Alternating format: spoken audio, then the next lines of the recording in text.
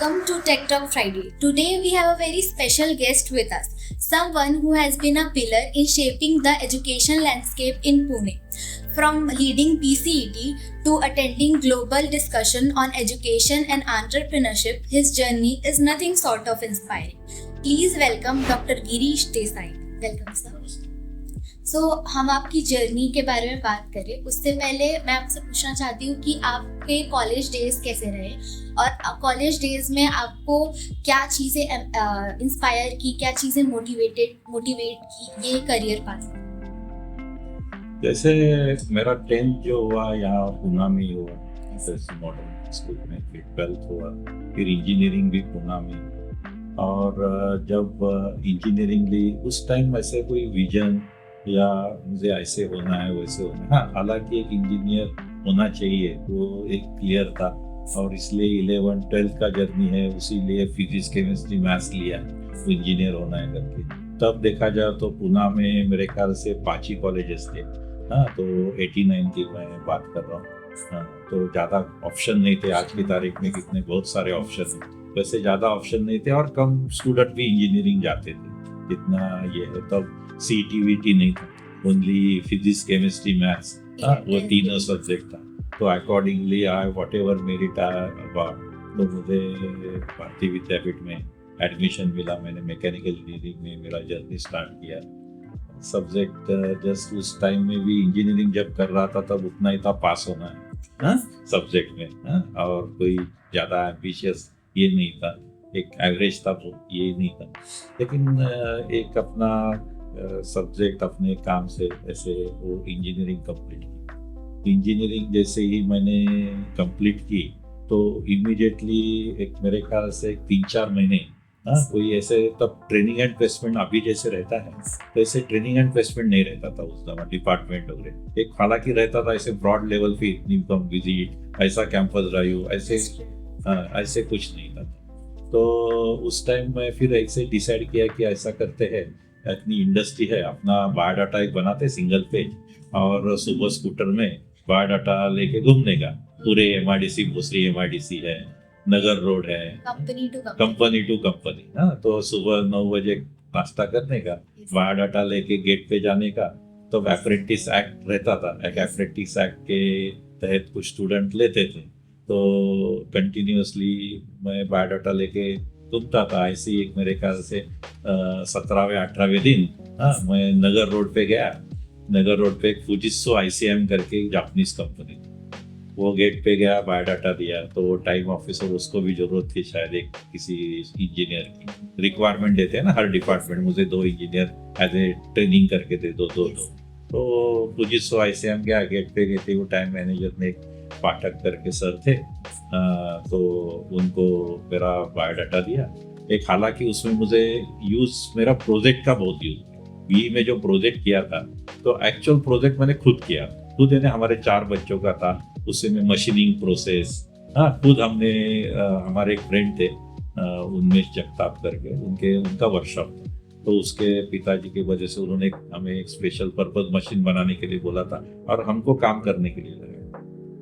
तो वो एक्चुअल काम करने की वजह से I could able to give answers to all the question he asked कि कैसे ये मिलिंग कैसे किया, ये तो एक्चुअल किया था काम में, वो ये नहीं था। इसलिए मुझे उसका फायदा हो गया और इंटरव्यू में सिलेक्ट हो गया उसको। तो मैं एज ए ट्रेनिंग इंजीनियर, और वो भी परचेज डिपार्टमेंट, तो मुझे काम मिला।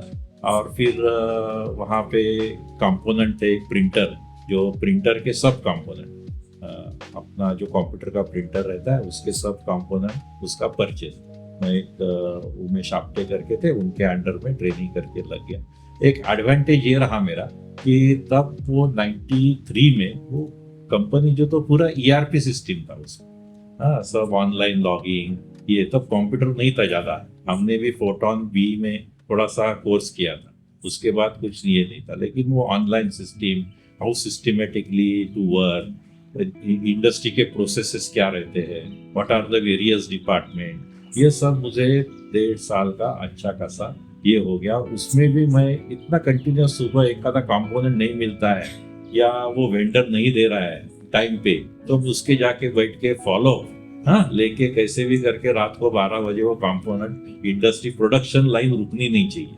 हाँ, कोई भी कंपोनेंट हो। फिर वो उसमें मुझे ज्यादा एक्सपोजर था। पुणे के ऑलमोस्ट ऑल MIDC, दूसरा मुंबई के MIDC, मुंबई में भी जाता था। उसमें छोटे छोटे वॉशर रहते थे, अलग अलग साइज में रहते थे, उसके हार्डनेस लेवल कंपोनेंट के अलग अलग ये थे। तो किर्लोस्कर ऑयलिंग की वो हार्डनेस लेवल, एक एक्सपोजर बहुत अच्छा खासा मुझे वो एक 1.5-2 साल के इसमें मुझे कार्यकाल में मुझे वो मिला। लेकिन उसके बाद वो मेरा टर्म इसका खत्म हो गया।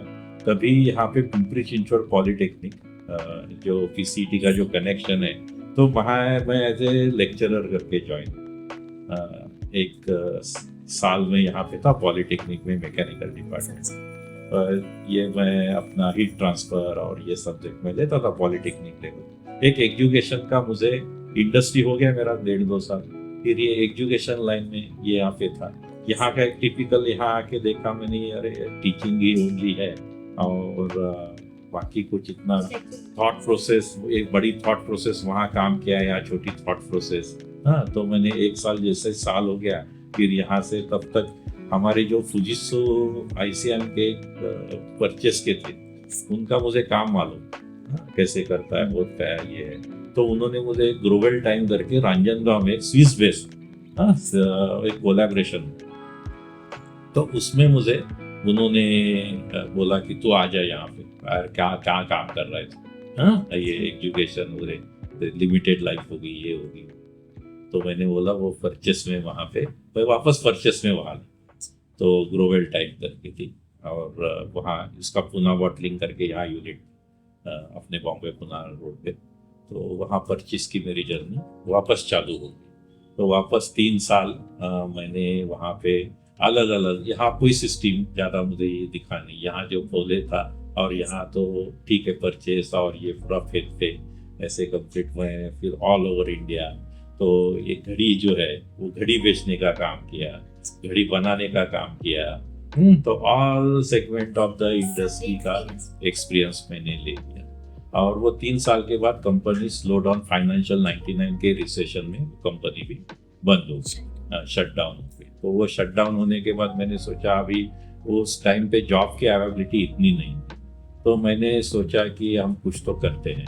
तो साइबर कैफे चालू किया 4 PC से।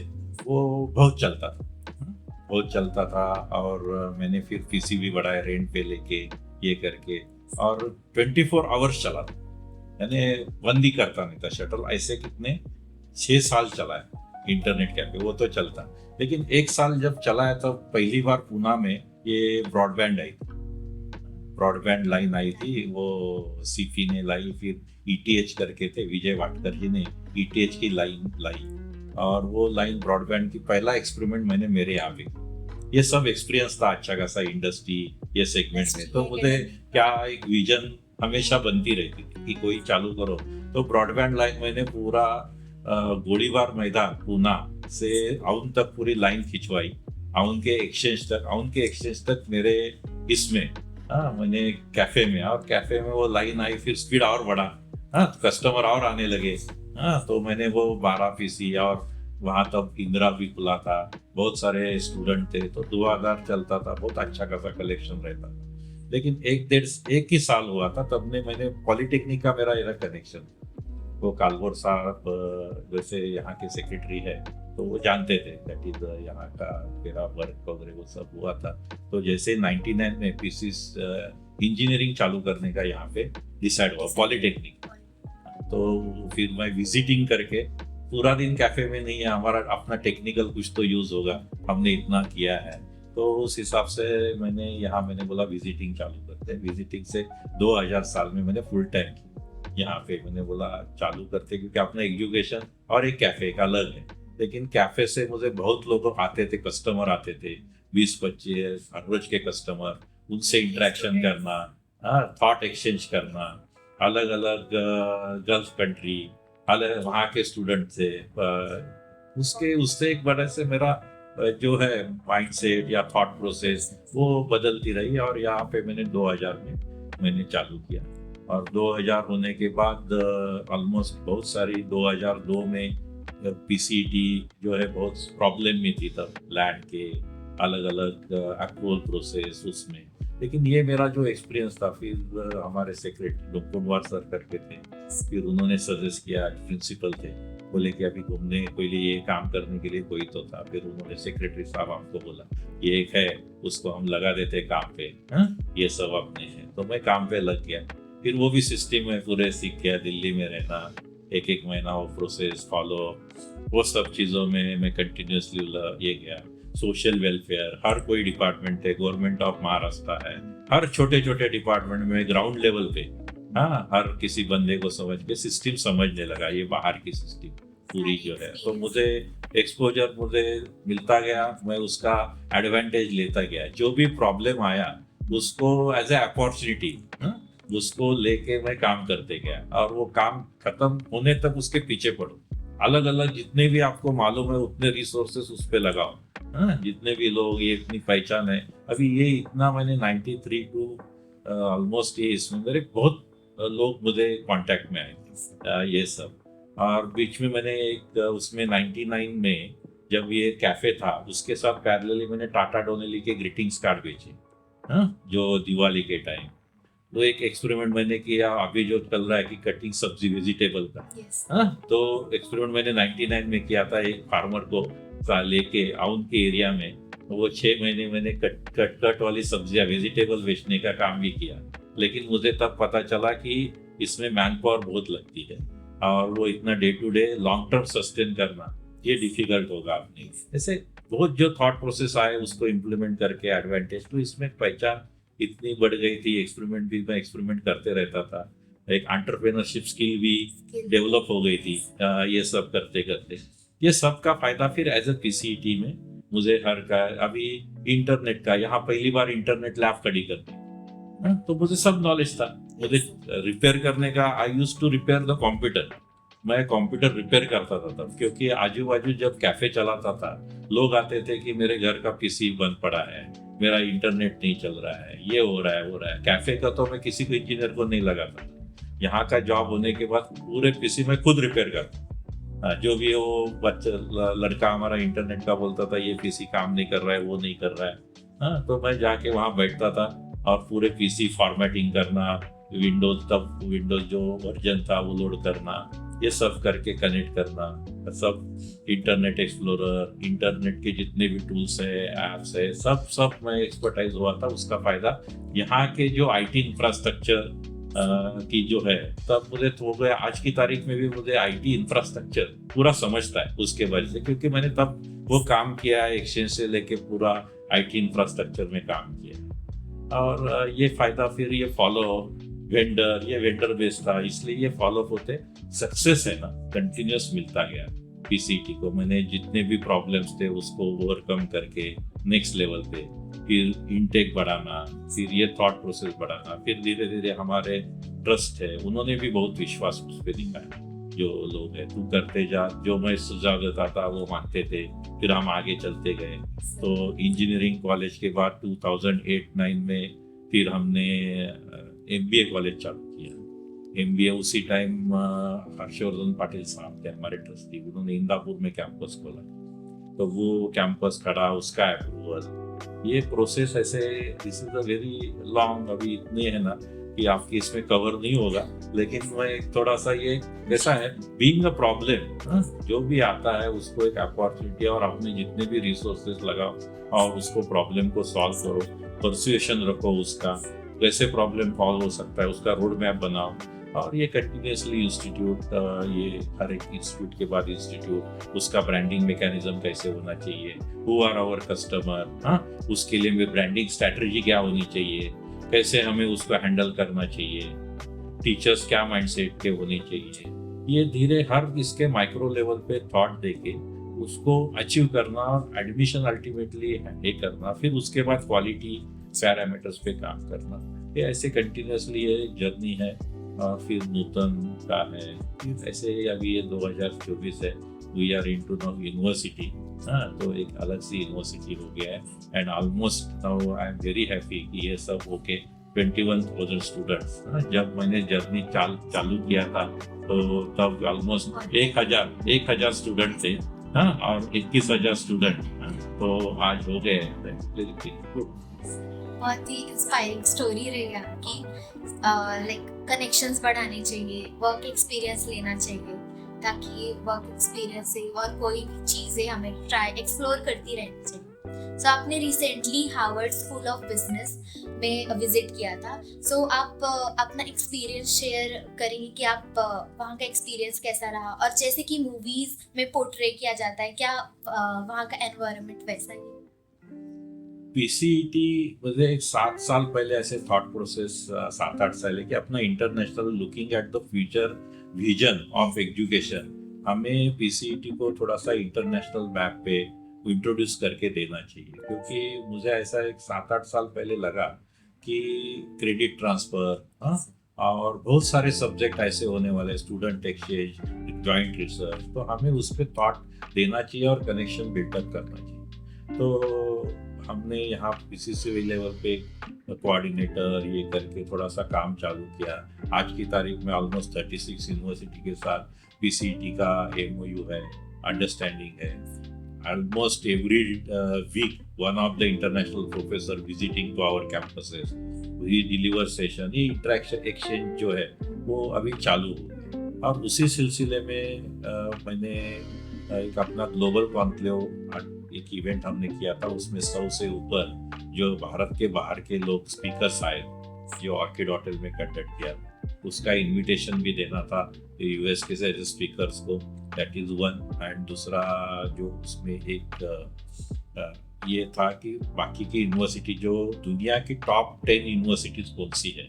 एक दिन ये दिमाग में था कि अरे क्या रहता है, देख के तो आओ, हाँ, कि ये टॉप 10 है, तो उसमें से कुछ यूनिवर्सिटी देख के तो आते हैं, क्या रहता है उसमें अलग, हाँ। तो उस सिलसिले में मैं MIT, बोस्टन में एक्चुअली गया था। मेरा जर्नी स्टार्ट हुआ, दिवाली की छुट्टी के दिन थे, तो मैंने छुट्टी उसको यूटिलाइज की। दिवाली मैं सोल में गया, सोल में 3 यूनिवर्सिटी देखी, साउथ कोरिया में। उसके बाद वो वहाँ से मैं सैन फ्रांसिस्को गया। सैन फ्रांसिस्को में मैंने गूगल, फेसबुक और ये ऑफिसेस देखे, कि ये दुनिया के सबसे जो टेक सिटी है टॉप, वो कैसे रहता है, क्या रहता है। इतना हालांकि डिटेलिंग नहीं, लेकिन मैं थोड़ा सा देखा, जो फील लिया उसका।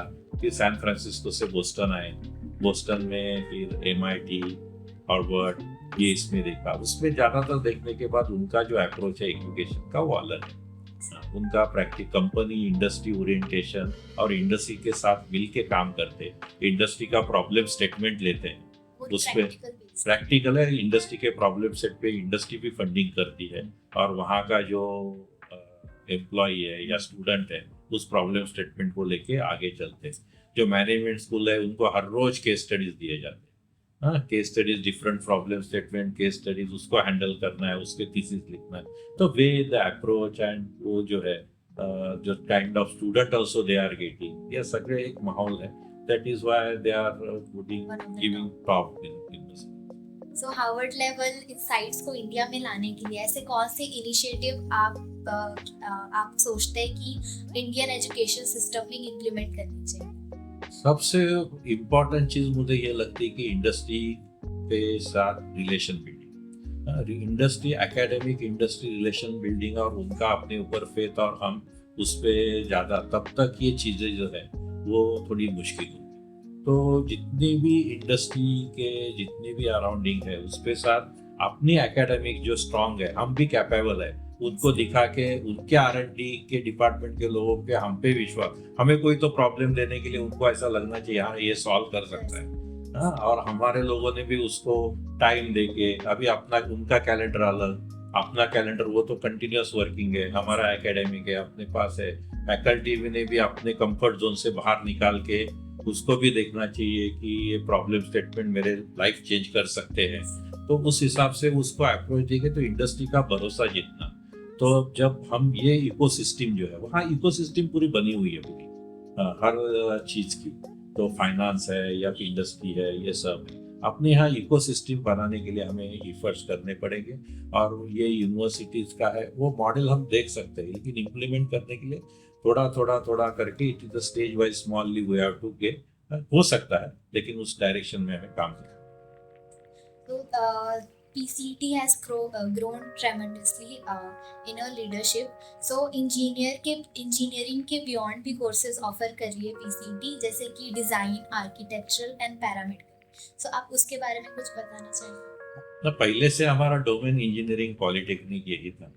देन 2014 में आर्किटेक्चर का हमने चालू किया यहाँ पे पुणे यूनिवर्सिटी, और मुझे पता चला कि हर एक का मॉडल अलग है, हर एक की थॉट प्रोसेस अलग है।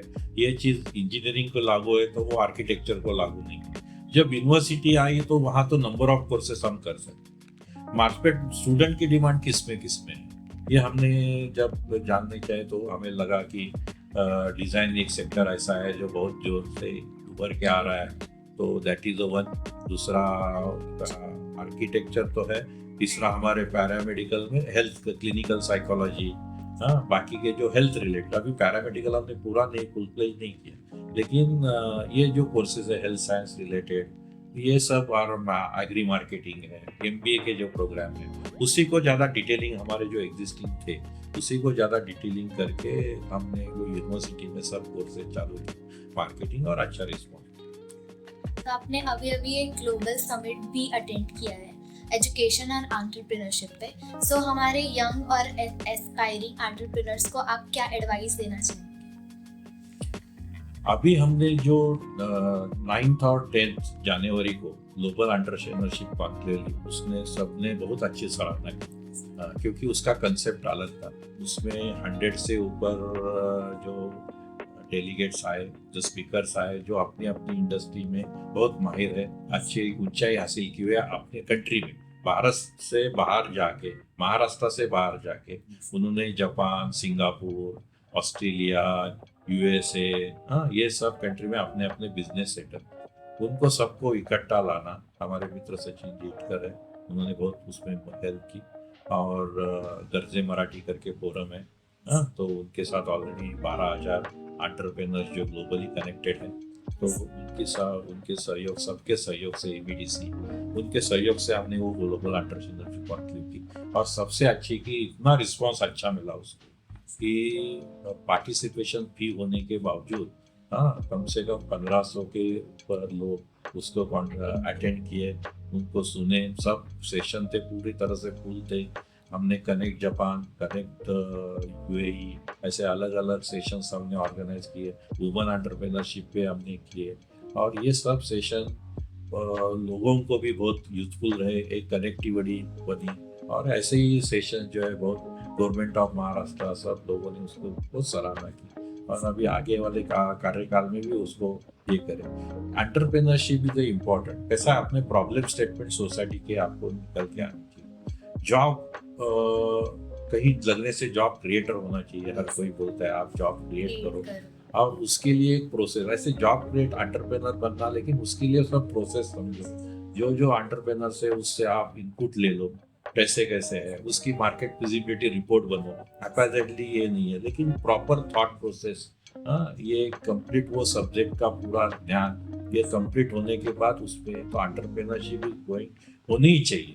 दैट इज वाई कंटिन्यू, जितने एंटरप्रेन्योर्स हो उतना अच्छा है अपने हिसाब। तो आजकल हम देखते हैं कि स्टूडेंट्स के ऊपर बहुत ही प्रेशर डाला जा रहा है, प्रेशर आ रहा है पेरेंट्स से भी, इंडस्ट्री से भी और सोसाइटी से भी, कि आपको एक सर्टेन लेवल रीच करना है to be accepted by society, और इंडस्ट्री भी मार्कशीट एंड स्किल सेट एकदम लाइक स्ट्रिक्ट हो गया।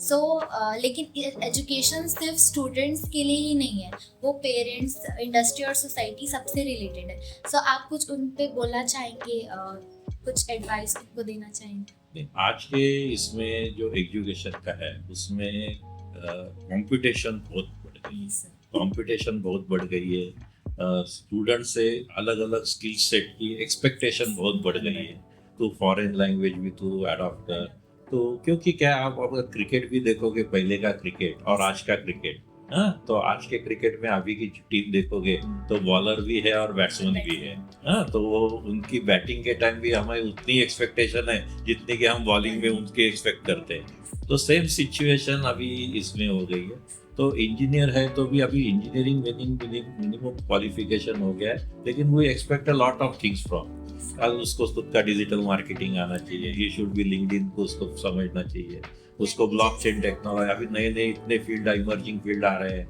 AI, blockchain technology, data science, ये आगे के आने वाले फील्ड है।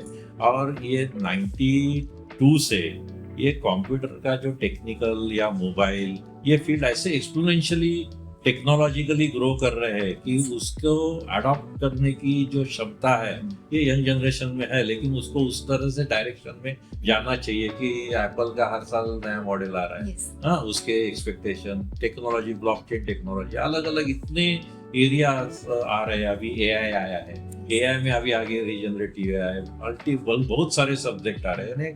आज आप कंप्यूटर इंजीनियर भी पढ़ रहे हो, लेकिन उसके बाद आपके आने वाले चैलेंजेस अलग है।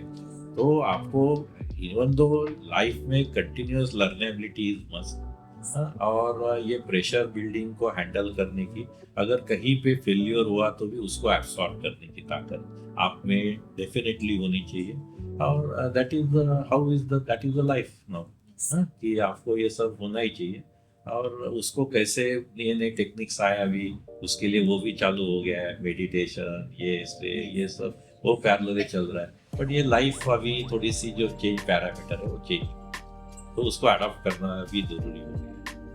So now moving on from technical to your personal life, ऐसी कौन सी हैबिट्स है या फिर हॉबीज है जो आपको प्रोडक्टिव रहने में हेल्प करती है? एक सेल्फ मोटिवेशन जो है, मैंने मोटिवेशन, अभी टारगेट जो है, अभी एजुकेशन में भी मैं फॉर्चुनेट हूँ कि हमारे पिंपरी चिंचवड ट्रस्ट है या ऐसे बोलते नहीं है कि आप ये कॉलेज चालू करो या यूनिवर्सिटी खड़ा करना है हमें, अभी उसके पीछे पड़ो। और या मेरे खुद के इसमें मैं टारगेट खुद बनाता हूँ मेरे लिए, नेक्स्ट डे का मेरा टारगेट ये होगा। तो मुझे कोई बताता नहीं है कि आप ये करो, हाउ, लेकिन मैं खुद के टारगेट बनाता हूँ, तो वो अचीव करने की कोशिश करता हूँ। पूरे उस पर 24 आवर्स मैं उस पर मेहनत करता हूँ। और बहुत ऐसा होता है कि यार तू क्यों भाग रहा है इतना, ऐसे ही क्यों है, लेकिन एक तो पैशन है, बोलते हैं कि कुछ करो और हम कुछ करें। अभी जो भी स्टूडेंट आता है 4 साल, तो मैं ये सोचता हूँ कि उसने 4 साल यहाँ पे दे रहा है, फी दे रहा है, अगर मैं उसको अच्छा जॉब या प्लेसमेंट नहीं दे पाऊंगा, दैट इज देन कुछ तो इसलिए फिर टीचर, स्किल सेट, नई नई टेक्नोलॉजी, हर रोज नई नई टेक्नोलॉजी लेके लोग आ रहे हैं। तो ये सब मैं जितना नीचे ग्राउंड लेवल स्टूडेंट तक हम जो देखते हैं, हम जो सोचते हैं, वो स्टूडेंट तक कैसे पहुंचाना है, उस पर पूरे टाइम मैं फिर देता हूँ।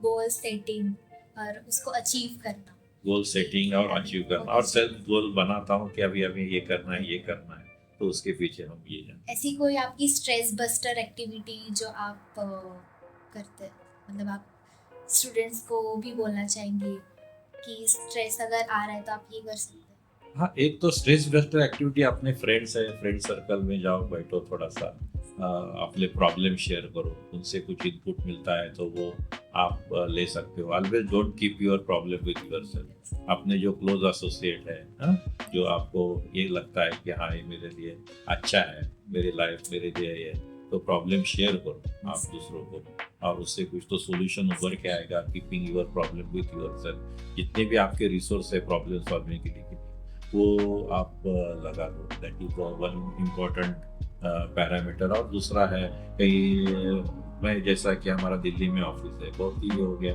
1-2 दिन जाके थोड़ा सा अलग माहौल के अलग लोगों से मिलता हूँ, तो एक मुझे थोड़ा सा अलग फील होता है। दैट इज ऑल्सो थोड़ा सा टूर है, ये थोड़ा सा स्ट्रेस रिलीजिंग मेरे लिए थोड़ा सा ये है। और अगर आप इस फील्ड में नहीं होते तो आप कौन से करियर फील्ड में? मालूम नहीं, मैंने कभी ऐसा सोचा भी नहीं कि मैं एजुकेशन में आऊँगा, लेकिन एक जरूर है, मैंने जब मेरे अभी इतने साल की जर्नी है, मैं फुजित्सु ऐसे पहले कंपनी में रहा, विद इन 1.5 साल में बहुत ऊपर की पोजीशन में। बाद में ग्रोवर टाइम करके कंपनी थी, वहाँ गया, बहुत ही शॉर्ट स्पैन में मैं बहुत ऊपर, मैंने ओनर है उसके साथ इंटरेक्शन करने लगा, उनके साथ। क्योंकि ये कंटिन्यूस पैशनेट हार्ड वर्किंग जो एबिलिटी है वो आपको, और ऑनेस्टी, ये आपको हमेशा आपको ऊपर लेके जाए। और honesty to your ambitions. Honesty to और एम्बिशन, प्रॉब्लम सॉल्विंग, हाँ उसके जो प्रॉब्लम है, मैं हमेशा मानता हूँ कि हमें जो एम्प्लॉय रखते हैं वो प्रॉब्लम सॉल्विंग के लिए रखते हैं, Yes. हाँ ना कि प्रॉब्लम बताने के लिए। तो हमें जितने हम प्रॉब्लम सॉल्व करेंगे उसको सॉल्यूशन देंगे, और ultimately as a you should be, आपको वो इसका एंटरप्रेनर है, ये मेरा है। हर कोई छोटा बिजनेस है, कोई भी पोस्ट में आपने उसकी ओनरशिप लेनी चाहिए, और ओनरशिप लेते हैं और उसको ये करते हैं विद गुड इंटेंशन, तो आपको सक्सेस मिलता है। That is my belief. ऐसा कोई आप वन स्किल जो ग्रेजुएशन के पहले स्टूडेंट को सीखना चाहिए? मैं हालांकि जानता हूँ अभी ये इतना ग्लोबलाइजेशन हो रहा है, ग्लोबलाइजेशन इतना, हम अभी लिमिटेड सोर्स में लोकल नहीं रहे, हम लोकल है। कोई भी स्टूडेंट है, इंजीनियरिंग का है या कुछ भी है, तो उसको अभी इंटरनेशनली काम करना, इंटरनेशनल आउटलुक होना चाहिए। इंटरनेशनल आउटलुक हो तो जितने आप लैंग्वेज, अडॉप्टिलिटी, कल्चर कर सकते हैं, आप लाइव एक्सप्लोर करो हर चीज़ को।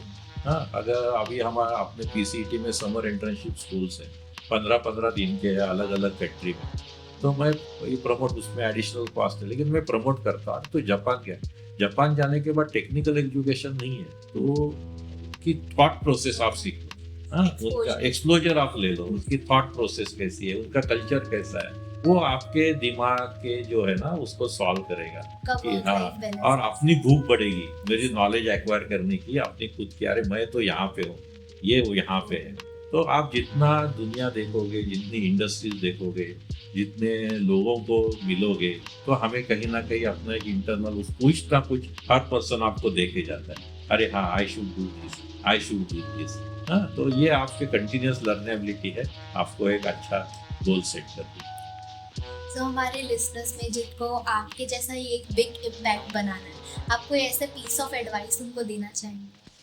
मेरा इम्पैक्ट, मैंने सोचा नहीं था कि मैं एट द एज ऑफ 37 ये PCET का एग्जीक्यूटिव डायरेक्टर। हाँ, मेरा कोई ऐसे, आज भी मेरे पूछो तो क्या एम्बिशंस है या आपको ये होने के बाद क्या होना है, I don't have, if my personal बने तो ये नहीं है। लेकिन वन थिंग इज देयर कि एक गुड क्वालिटी, गुड इंटेंशन, जो स्टूडेंट को हम जहाँ ये है उसका अच्छा भला कर सकते हैं, जितना भला कर सकते हैं सो एज अ सोसाइटी, हाँ उतना हमें करना है। That in that my individual ambitions are not playing. लेकिन हम अच्छे स्टूडेंट, मेरे लाइफ में अभी अगर भगवान ने मुझे बताया कि you are into education sector, और जितने स्टूडेंट का तुम भला कर सकते हो, हाँ उतना करो, हाँ तो विद अ क्वालिटी एजुकेशन, तो उसके चैलेंज वो लेके चलना है। इन दैट माय पर्सनल, कोई मेरा 10 साल के बाद मुझे ये होना है, वो ये होना है, ऐसा कोई ambition. Never stop learning and और एक विजन आपकी जो लॉन्ग टर्म एजुकेशन, और एजुकेशन बाहर क्या चल रहा है, और इंडियन एजुकेशन सिस्टम को हम, मेरा कुछ हाथ लग सकता है क्या उसको इम्प्रूव करने का, हाँ नए नए चैलेंजेस को। मुझे ये मिली है, एक एजुकेशन संस्था, 2-3 को संधि मिली है मुझे काम करने की, तो उसको मैं अपलिफ्ट करके ग्लोबल मैप पे कैसे लेके आऊँ, that is my work. Thank you, sir, for being here on the podcast. This has been truly an inspiring conversation with you. And thank you all for listening in. Until then, stay inspired and keep learning.